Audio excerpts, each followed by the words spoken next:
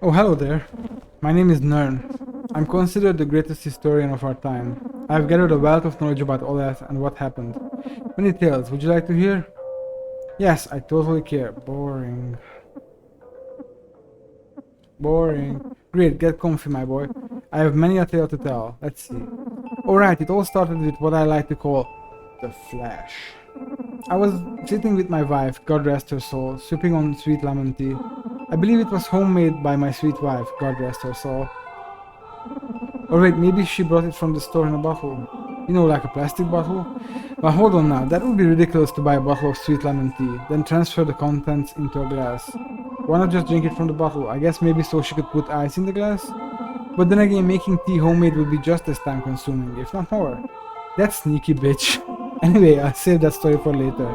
So I'm sitting on my porch drinking sweet lemon tea. From a glass, of course, ho ho. When suddenly, a great strangeness fills my body. Something was wrong. I have lived many years and I have never felt something like this before. Do you know what it was? Yup, it was my rocking chair. That wooden son of a gun stopped rocking. So I looked down and realized a little rock had gotten caught beneath my chair. The music. A rock under my rocking chair. What a day! I decided it was time for bed. I had a little bit too much excitement for one day. Ho ho! I slid into my jammies, brushed my teeth, and said my prayers. As I was climbing into bed, I noticed my wife, God rest her soul, brushing her hair in the bathroom. As I peered across the hall, my body swelled up with emotion. Why can't I be married to an attractive woman? Is it me? My bank account? I'm a tall guy. I work out 40 minutes a week. Is that not enough? Now my neighbor at the time, Tom Fortnite, was very short. His wife, Karen Fortnite Flitberger. Yeah, one of those women. Well, she was more attractive than my wife. I'd say she was a soft 6, whereas my wife was a hard 4. What's the deal, I thought? I thought women liked tall men. Why was Karen with him? Anyway, my horse of a wife, God rest her soul, crawled into bed next to me. She decided to leave the bedside light on so she could read her book. It was one of her romance novels. Again, give me a break. As if I don't already feel inadequate enough. Not only do I have to compete with Tom, now I have to deal with these fictional hunks. Ay ay ay. At this point I had already suppressed the urges of intimacy. I rolled over and tried to sleep. Her bedside light was only of minor annoyance. I was able to drift off. Then I woke up to a big flash of light. That's about it.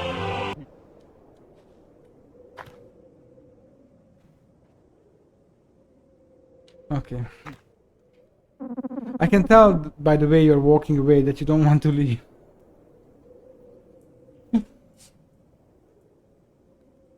If you really want to hear another story, I'll tell you. Once upon a hot summer night, sometime in July. Was it July? My local grocery store sells really good eggs in July. I don't know why. Do chickens operate better in heat? Fireworks, maybe? I don't know. I don't want to get off topic. Point is, the eggs that summer were marvelous. Anyway, my wife and I, God rest her soul, went to a barbecue that night. It was held at Dale Spooner's house. Well, his backyard. Poonie Spooner doesn't want people in her home. I think she's just an uptight bitch. So at this barbecue I see none other than, that's right, Tom Fortnite. Now earlier in the day, my wife, God rest her soul, had made potato salad for the barbecue. Personally, I hate potato salad. I'm a mashed kind of fellow.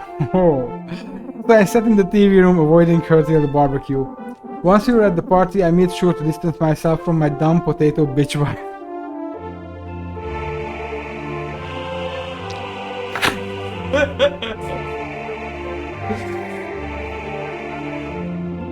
God rest her soul. I just didn't want anyone to think I would associate with someone that would bring a potato salad.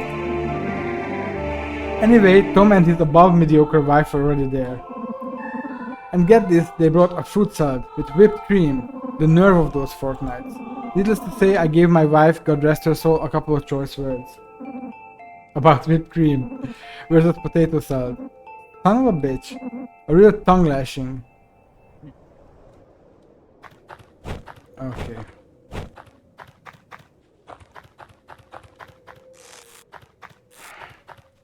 Good chat. Never want to talk to this guy again.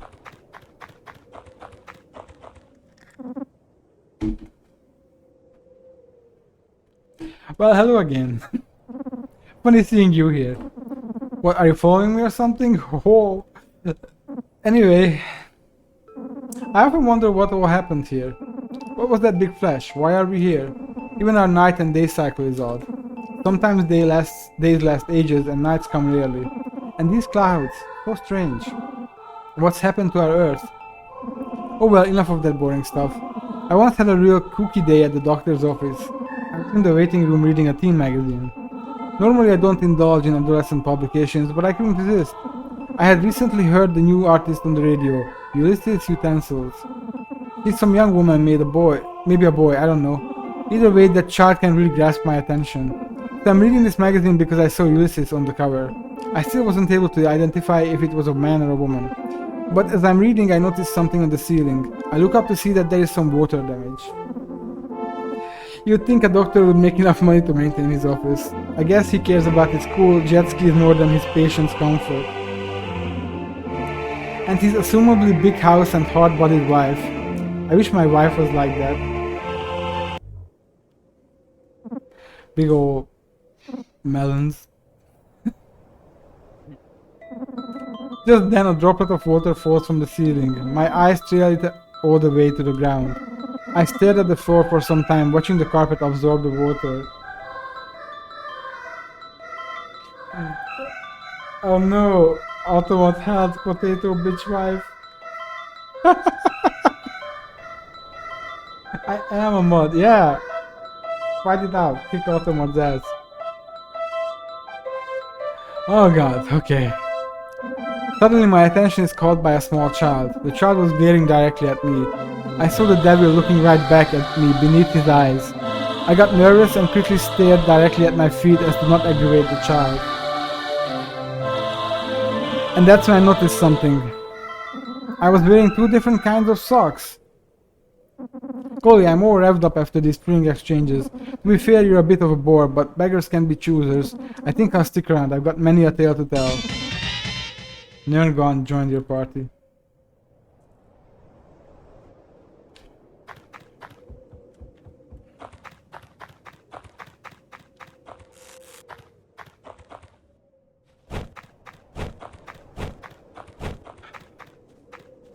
But that was exhausting.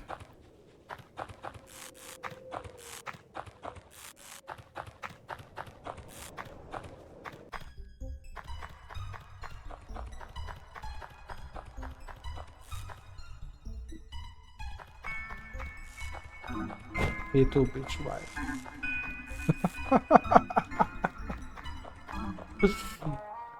Oh fuck. Whew. Breathe. Turn back. Strong man only. Find some fancy perfume. Hard-bodied wife and me. Big old melon. Oh, fuck me. Wow.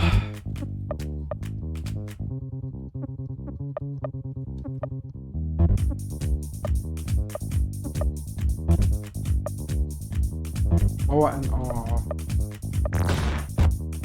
Oh my god. Wait, was it 2 A's or 2 W's?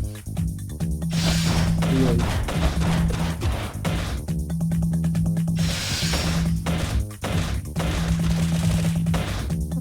The snake bears its fangs. Oh no, it's scary now.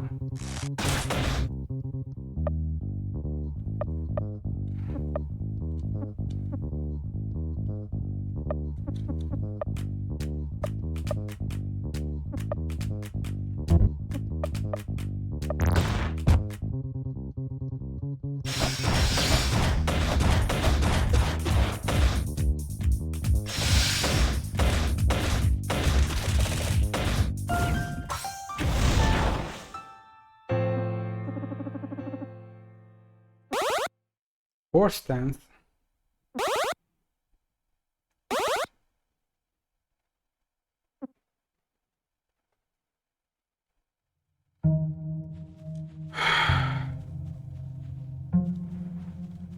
Big old man's.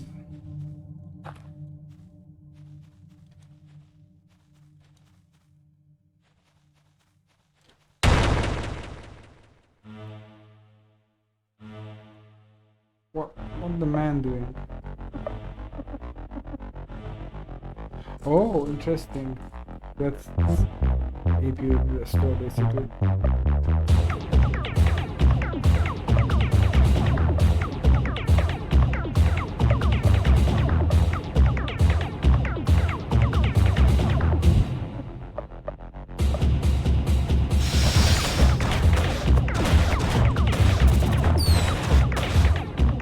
What did I do wrong? You were an encounter, I'm sorry, mate.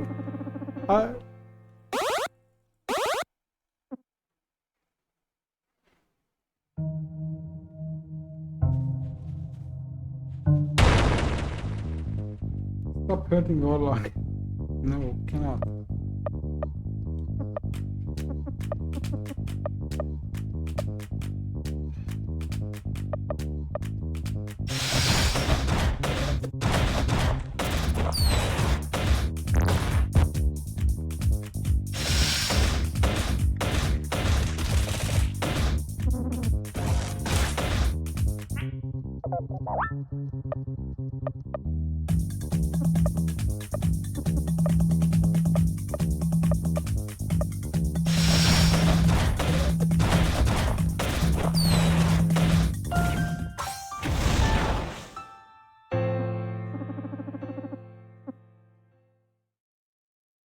Oh god, this game. No more snakes, please.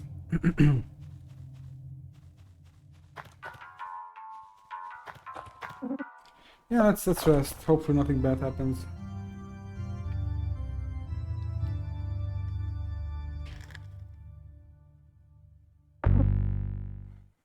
Really hoping the lines about his wife please me before I take my next go. Brad, wake up, Brad. No, Brad, it's important. Something I remembered about all that. Something about our past. There you are. Now that you're awake, I must remind you. It's mightily rude to fall asleep in the middle of a conversation, Brad. Next time just tell me if you're tired, I'll surely understand. I'm not one for wasting people's time. Oh. More importantly, I was getting to the point of everything we discussed earlier tonight. I have a theory, Brad. Based on all of my research, and based on the fact that we know at least one female still exists. How do you know that? Or should I say is alive? For now, I suppose. Oh, I probably heard. Based on all this, I believe that women, and by the way, before you pass any judgment, I have to add that I have done a ton of research. Life after the Flash has been totally surreal. Honestly, none of this makes any sense. And the more I hang around you, Brad, the worse it gets. I'm really starting to wonder if you have taken so many of those drugs that you're starting to become a drug yourself. I have started to see and feel very weird things around you. Scary. But hard to resist, I must say. In fact, I'm starting to notice that the light reflects off of your shiny head in the same way it reflects off of a joy pill. Could this be a connection? Or is that just how light reflects off of perfectly round surfaces? I'm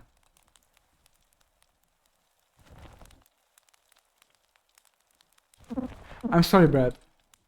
Oh, I got lost in thought. All this mysticism and speculation is beneath you. Dry, plain, direct information, that's what you're about. I knew I pinned you right as a history buff, my boy. And history waits for no one. Recording history, learning from history, building whole societies of tales of fact, sometimes fiction. That's why it's more important than ever to discuss and record these wild times. If only the wasteland had some type of magazine of information. Oh wow. I just had a serious mind blast. Do you remember newspapers, Brad? I do. I never read them, but I did always keep them. In fact, I collected them. Do you know why? I'm just gonna die now. Do you know why, Brad? You'll never guess, but I'll give you a chance.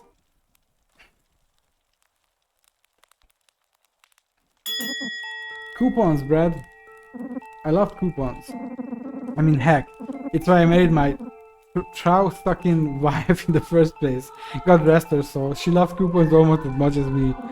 I had stacks and stacks of newspapers, all full of coupons. Each newspaper had anywhere from 1 to 5 coupons in each issue, and newspapers came one time a week.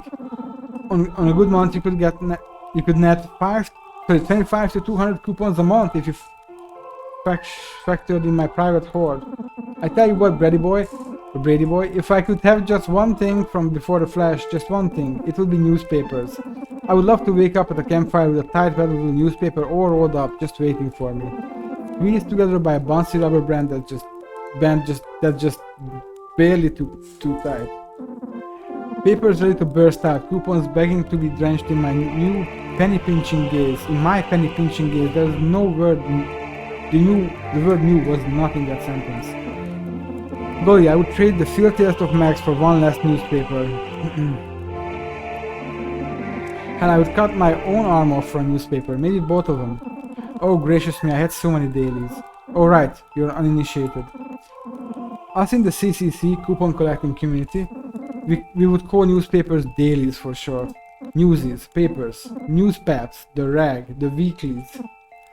The news. And for coupons, we would call them clips, clippies, clippings, discount documents, thrift tickets, bargain bills, a legal license to loot, certificate to save. Ooh, those folks taught me a lot about couponing.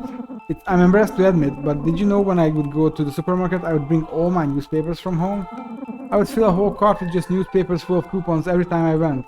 Oh, one day a woman came up to me while I was shopping and handed me a pair of scissors and said, "You should buy these scissors." In my head I said, "You should mind your own business."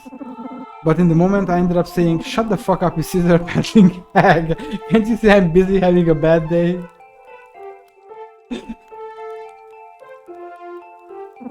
She ignored that and took the time to explain to me that I could clip the coupons and leave the worthless newspapers behind. Wow, what a woman. I ended up marrying her.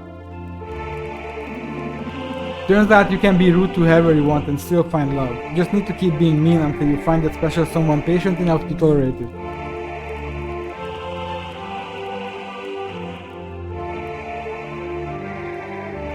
Interesting. What I'm saying is, well, hey, sorry Brad, it's just nice to have adjusted to the dark now and, well, not to be rude, but you have a lot of blood on you, in your beard, on your clothes. You smell like blood too. It reminds me of a childhood friend. This will never end. This will never fucking end. Rodney Donkhausen. Red Rod we called him. Or was it Red Rod? That's right, Red Rod, because his red hair was so radical.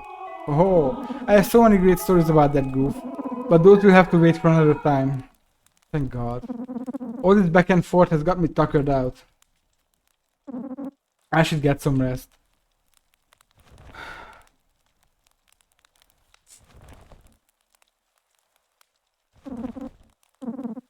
Good thinking, Brad. Getting some winks in too. Sleep is important.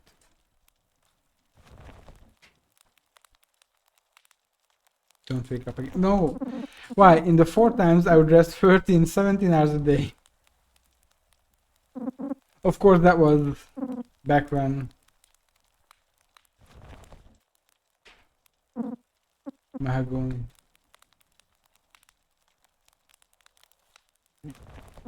What was I just talking about? Oh yeah, Red Rod. Rude and red he was. Just like my flop sipping, coupon clipping.